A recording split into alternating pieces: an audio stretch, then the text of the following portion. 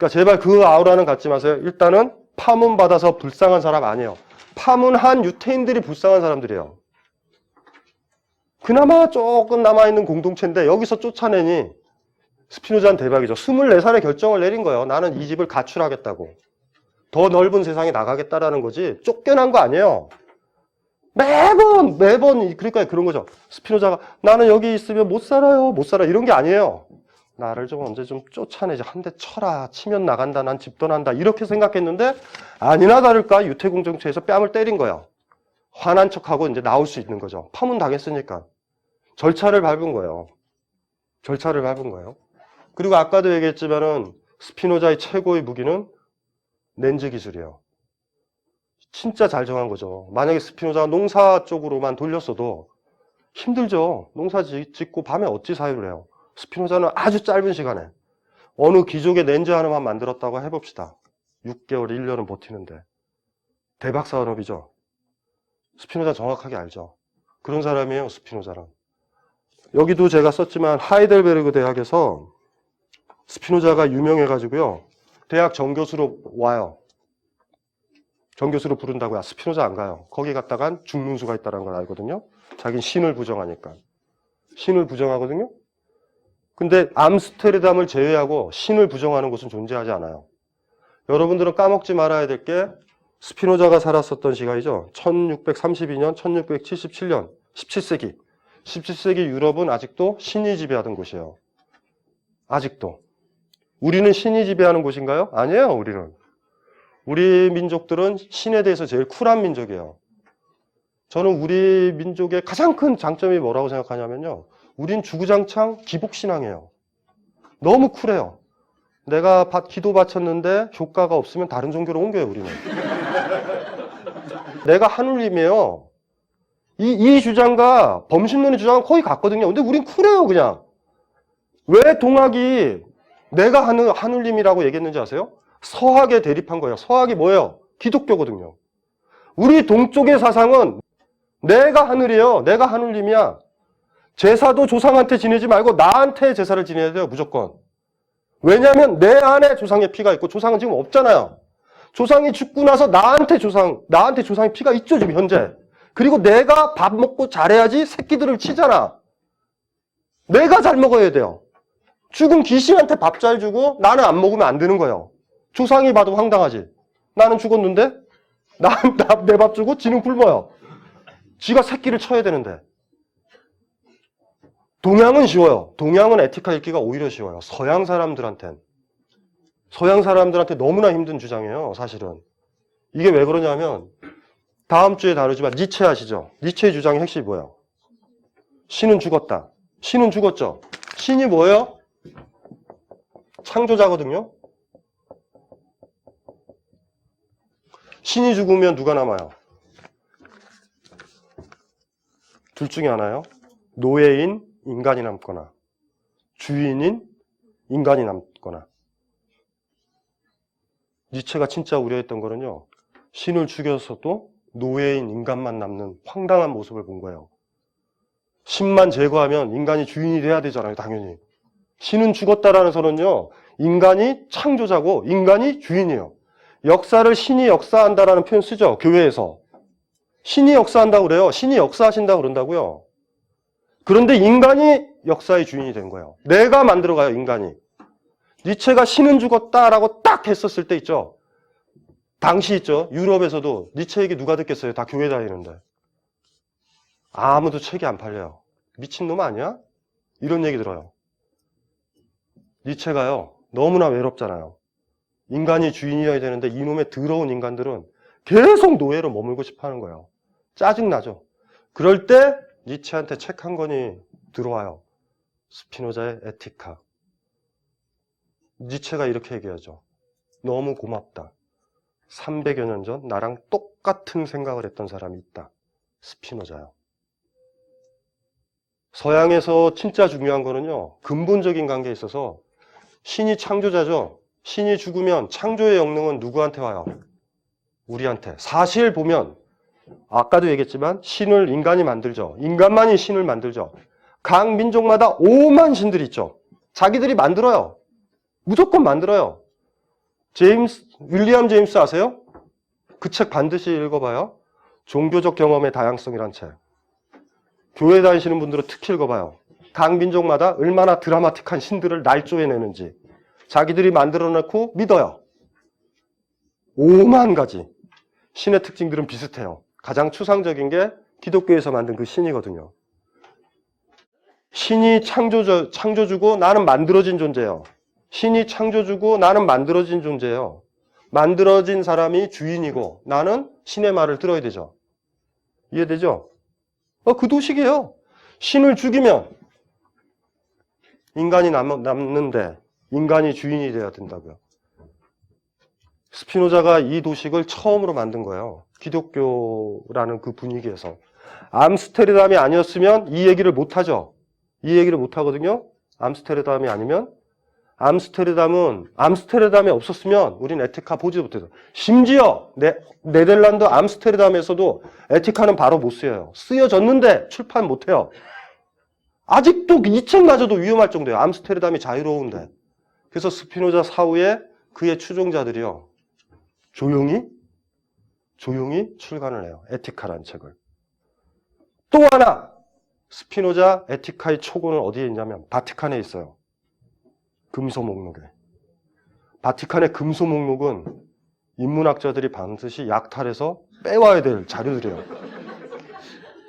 뭔지 알죠? 바티칸의 금소 목록이 있어요.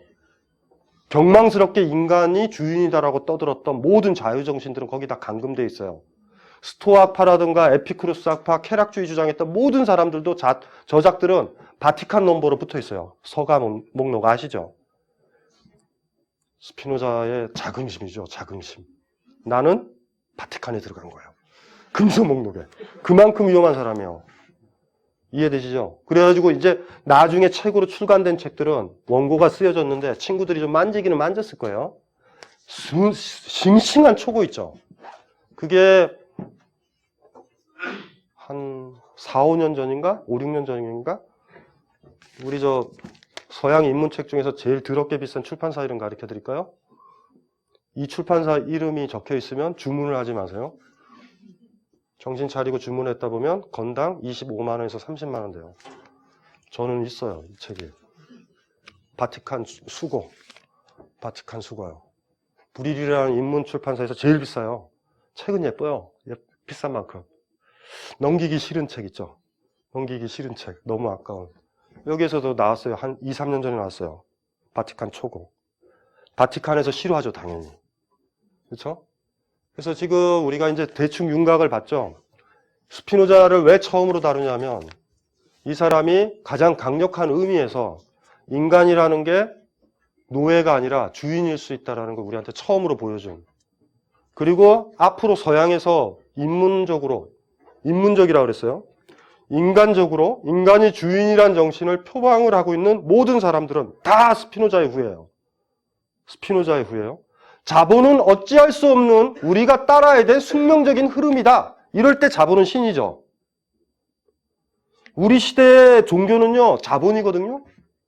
스피노자를 따르는 사람은요, 자본을 공격해야 돼요. 자본은 신이거든요. 이미 신이에요. 에티카는 1장, 2장, 3장, 4장, 5장으로 되어 있고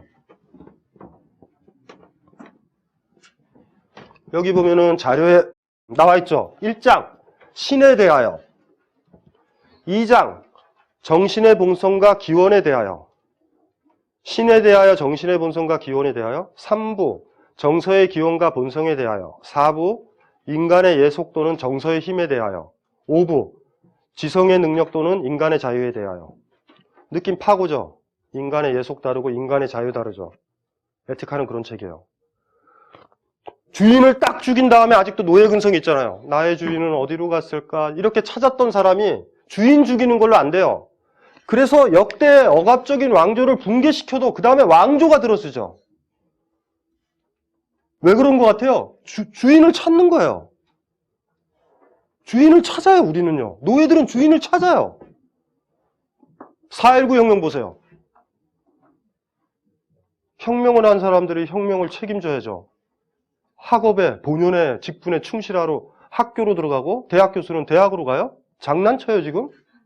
그 자리에 누가 왔는데 반공을 국시라고 생각했던 민주당 그 다음에 자유당 떨거지들이 남는다고요. 지금 민주당과 그 당시 민주당은 똑같아요.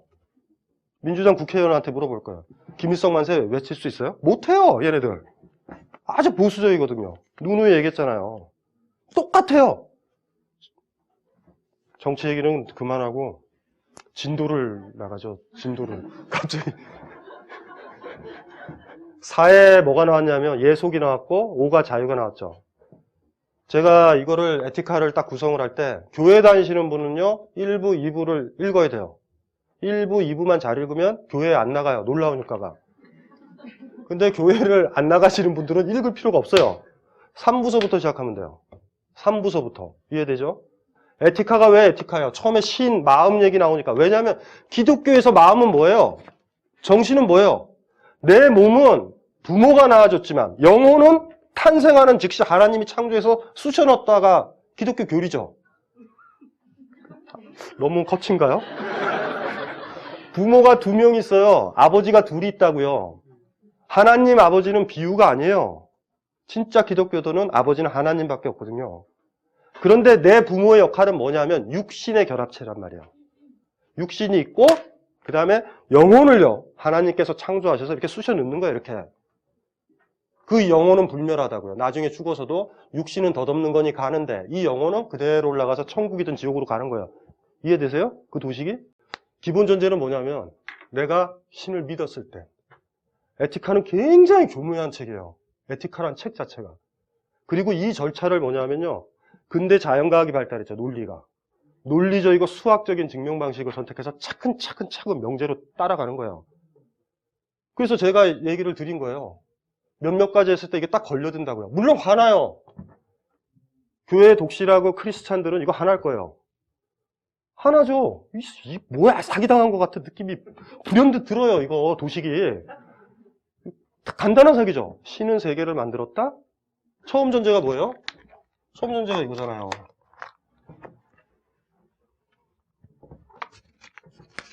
전체 세계예요. 신, 피조물. 요거 전제하고 요거는 다 받아들일 거라고요. 두 번째, 어쨌든 좌우지간, 아담은 하나님은 아니잖아요. 좌우지간. 두 번째, 신은 유한이냐 무한이냐를 선택해요. 무한자라고 그러는 순간 이게 붕괴가 되죠. 유한이라고 하는 순간 신, 상관없어요 우리랑. 어느 쪽을 선택하든 경계는 주어지니까. 유한이라고 그러는 순간 에이 안 믿어 이러고 가도 돼요. 뭔지 알죠? 무한이라고 하는 순간 우린 또 신이 돼요. 신은요 여러분 자신이 가지고 있는, 스피노자는 이렇게 생각해요. 여러분 자신이 가진 생산력이에요. 창조력. 새로 사랑을 만들고 새로 작품을 만들고. 왜냐하면 기독교에서 신은 창조주잖아요. 그런데 내가 창조주가 되면 여러분들은 뭐 해야 돼요? 남의 거 흉내내지 말고 여러분이니까 만들 수 있는 걸 만들어야 되죠. 그게 작품이든 뭐든 간에. 이해되시죠? 우리 인간은 뭐 만들어요? 나의 삶도 만들어야 되고 역사도 만들죠. 그러니까 딱 보면은 스피노자 얘가 신을 믿었냐? 안 믿어요. 안 믿어요 근본적으로. 스피노자 에티카가 왜 위험한 책이에요? 기독교 중심부로 들어가가지고요 내부 이론을 붕괴시키려고 그런다고요. 그리고 끝내는 뭐냐면 3, 4, 5부예요. 형이상학 책이 아니에요. 에티카는 무슨 책인지 알죠?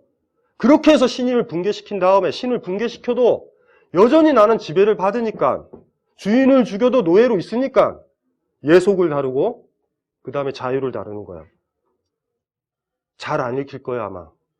자유를 경험해 본 적이 없어서 에티카 5부 읽기 만만치 않아요. 몰라요. 이건 뭐지? 뭐 어떻게 자유롭다라는 거지? 자유로웠던 적이 없으니까. 우리가 간신히 읽을 수 있는 건 3부, 4부. 거기까지만 읽어도 에티카를 잘 읽은 거예요. 4부에서 예속 있죠? 아, 더럽게 예속돼 있다. 이거 느끼는 거 정도? 5부 정도 읽을 힘이 우리가 있을까? 읽으시면 돼요. 근데 철학자들은 논문을, 범신론 가지고 논문을 써요. 스피노자의 형이상학. 그런 거 보셨죠? 헛소리예요. 에티카는 무슨 책? 윤리학. 어떤 윤리학? 인간이 주인 되는 윤리학이에요. 인간이 주인 되는 윤리학. 희망버스를 타세요. 저도 그거에 한 표 던져요. 제가 예전에도 누누이 얘기했지만, 이게 들레즈가 얘기한 거거든요. 우리가 나중에 5주째 다뤄요, 들레즈. 들레즈는 이론과 실천을 양다리라고 보거든요. 저는 이거 진짜 멋있다고 생각하는데, 계속 공부만 하면 이렇게 되는 거예요. 나중에는 어떻게 될까요? 말로가. 찢어져가지고 못 움직이죠. 이만큼 해서 뒷다리가 오도록 가야 돼요. 그래서 때때로요, 공부 안 하는 놈들의 병폐는 이거예요. 이쪽 다리로 찢어지거든요. 저는 그거를 알아요. 그래서 진짜 삶을 제대로 살고 희망버스를 타시는 순간 책이 다르게 읽혀요.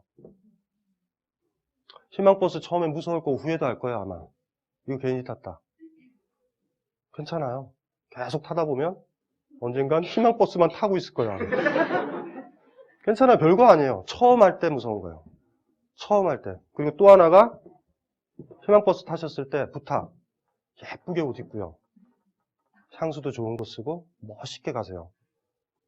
멋진 행동이니까. 제가 시위하는 사람들이 개거지처럼 바닥에 누워있는 거 보면 제일 짜증나요. 제일 멋진 행동을 하는 사람들인데 왜 이렇게 추해서 거지꼴로 저렇게 누워서 부채 붙이고 있고 막 이러고.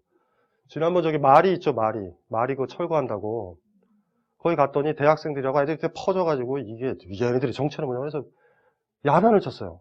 너무 멋지고 당당하면 혹여 희망버스가 쪼르륵 잡혀서 경찰서로 가더라도 경찰들도 함부로 못한다라는 거. 내가 나를 아끼고 당당하면요. 이렇게 나는 어차피 경찰에 끌려갈 것 같으니까 지저분하게 가자 이러지 마시고 가장 예쁜 옷, 가장 예쁜 옷 입고요. 품위 있게. 혹여 경찰이 데려가더라도 품위 있게. 함부로 팔을 못 잡아요. 이분은 뭐지?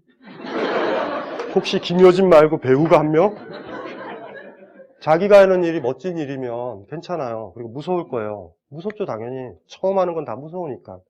처음에 물에 들어가면 수영할 때 무섭잖아요. 해보시면 돼요. 해보시면 알아요. 해보시면 오만 수영에 대한 책들 다 읽을 수 있잖아요. 그렇죠? 그러니 그게 우리 사회 정치적 문제니 희망버스를 한번 타본 사람이 읽을 수 있는 독서의 폭은 너무 커요. 너무나 많은 걸 느낄 거예요, 아마. 이 한 걸음 때문에 알문 더 많이 갈 거예요.